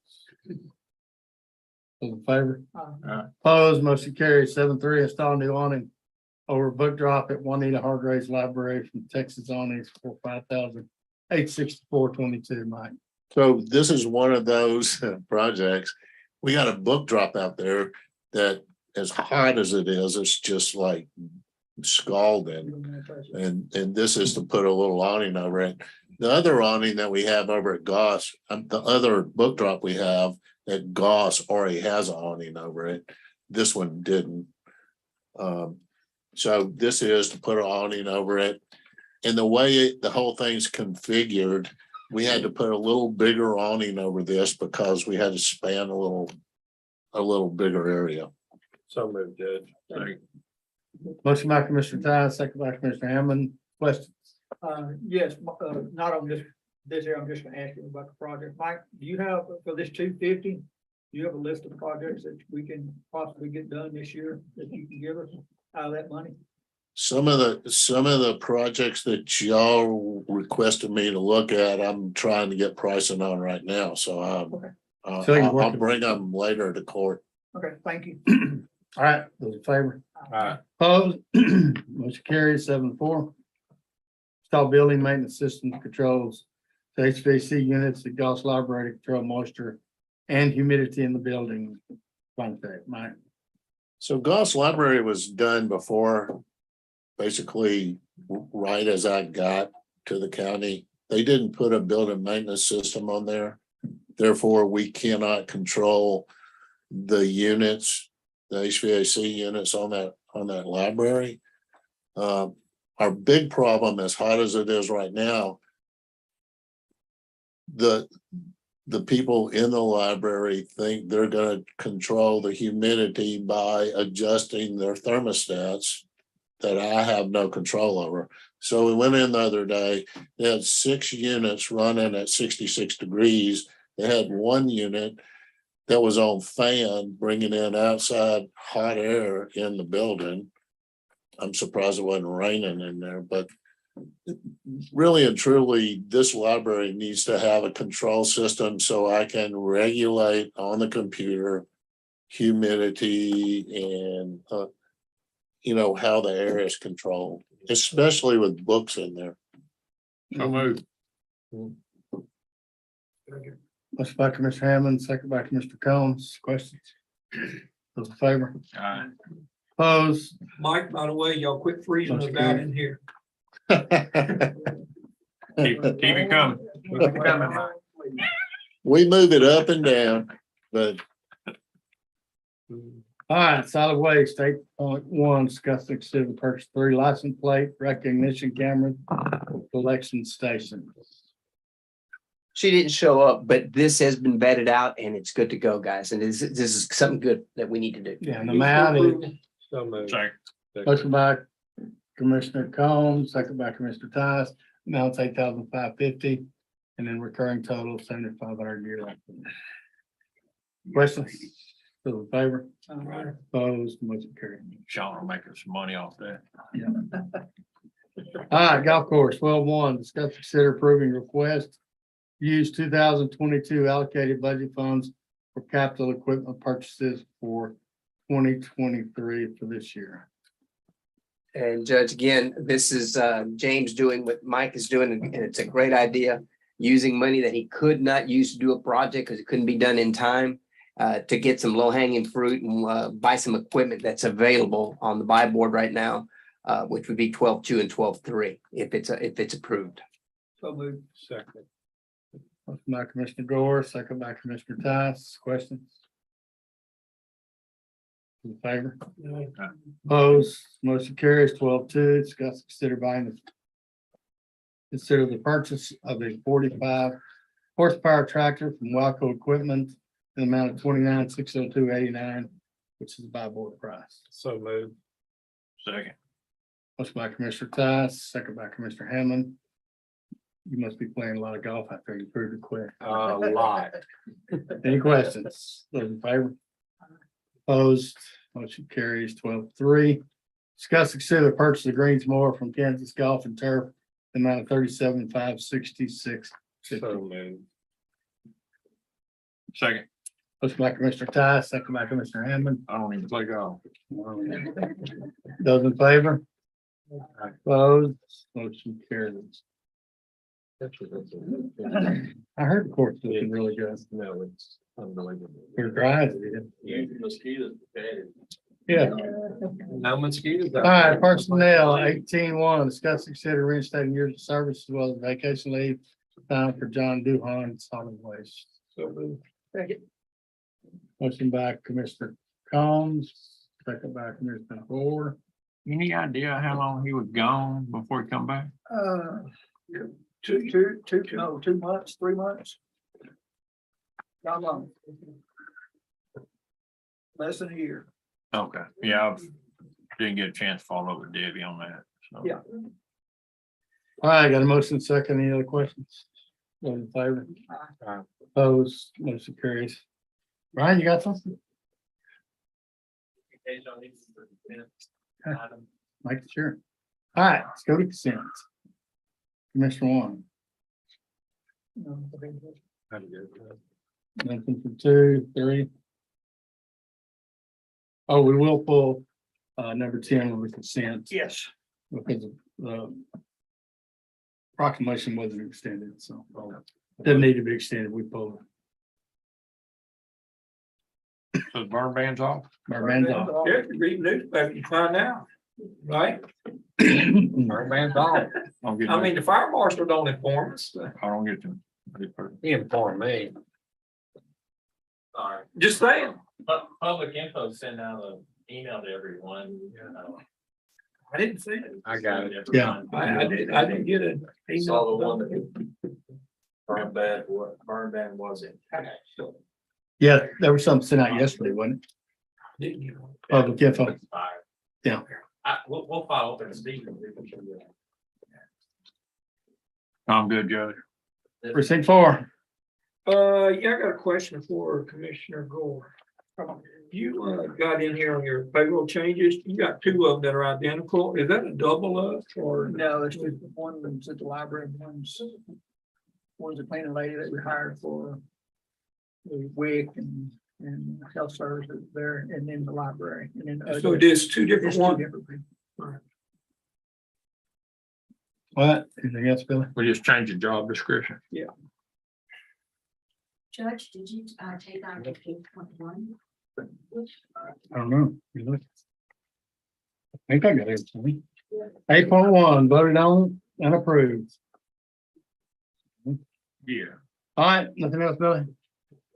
All right, entertain a motion on consent. Second. Look back to Mr. Gore, second back to Mr. Tice. Those in favor? Opposed, motion carries. We're taking 3.4, 3.7, 3.9 back to executive session for consultation with attorney, and we will do that at 12:07 p.m.